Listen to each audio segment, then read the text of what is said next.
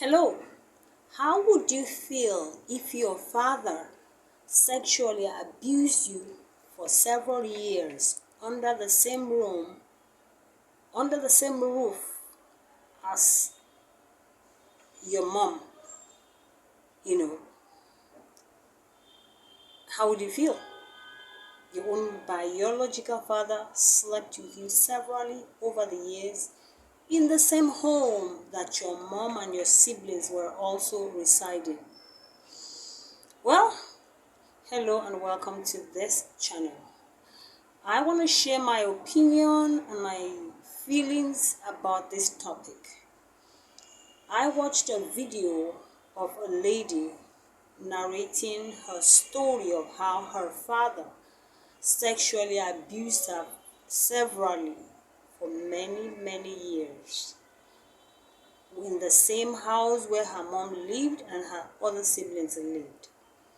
Anyway, by the time she made the video, she was already an adult and she has given birth to children. I watched this video. It was quite long.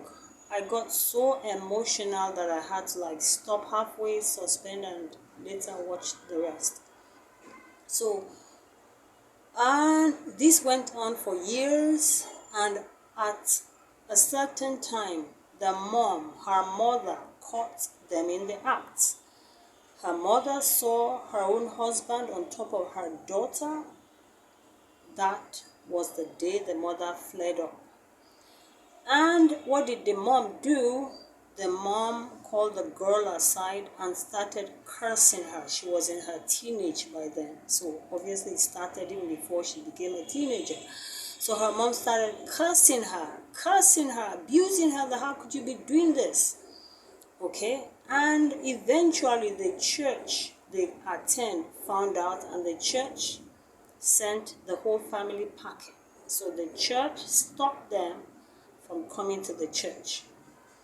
And this church is a church that is well known in Africa to be a really religious church. Apparently their dressing code is they cover the whole body. They don't wear jewelries, and they seemingly, look like holy church. That's the worldly interpretation of holy. When you go to church, you don't wear earrings, you don't wear anything flashy.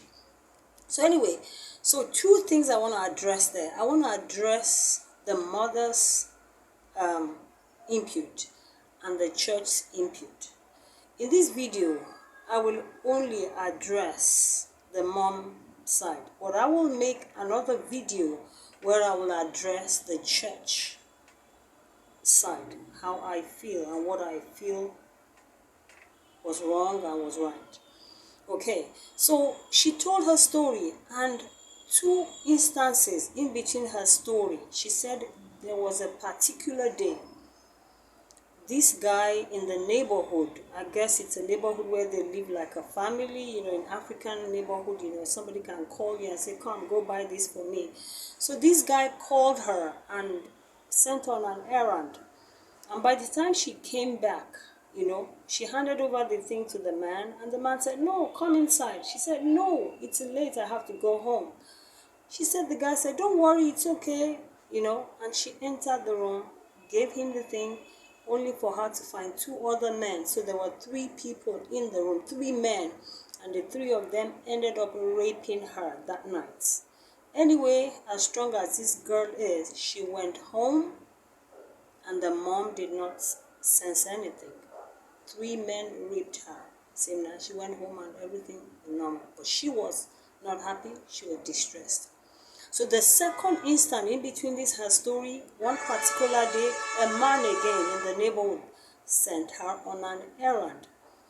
And, she came back and said, here's what you sent me. And the man said, come inside. She entered, and this man raped her. When this man raped her, and she said after the raping, the man shouted, get out, get out. And then she came out of the room only to see her father, coincidentally her father was walking by. And she said her father gave a very wicked smile at her as she came out of that room. And she said her father said to her, that which you've done with that man, you're going to do with me too. So smiling at her daughter, at his daughter. And then she went home and the dad raped her that same night. So that's the story.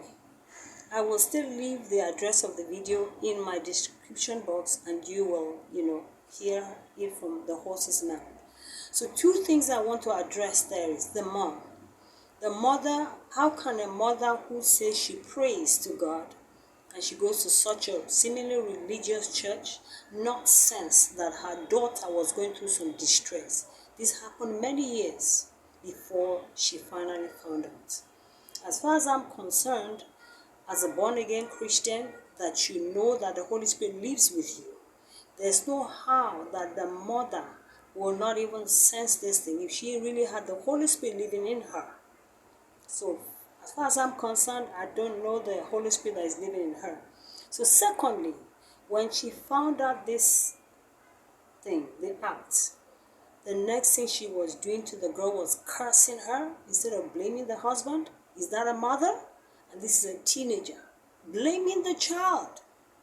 Instead, she should be crying, blaming herself that how can she be in that home and not sense anything? Especially being a Christian, being somebody that seemingly or supposedly prays. So that mother, as far as I'm concerned, is not a parent. She's not a parent. She has no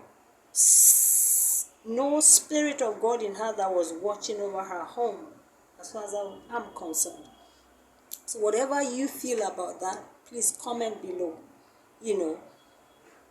Why should she be cursing that child? The child that she should hug her and cry and regret that she's not a parent for this happening under her roof and she didn't sense it for years. Instead, she's cursing this girl. Which kind of mother is that? That is not a mother. So that is why sometimes I tell people, because you gave birth to a child or children, it doesn't make you a parent. A parent is someone who guides that which you gave birth to the right way in life. A parent is somebody who parents a child or children and make a good product of children out of them. So please comment below. Let me know your feel about this. And I don't know, I'm sure I didn't watch the end of the video to know what happened to the father, because that kind of a man needs to be locked up for life. God forgive me, but that kind of a man, So thanks for watching. Please comment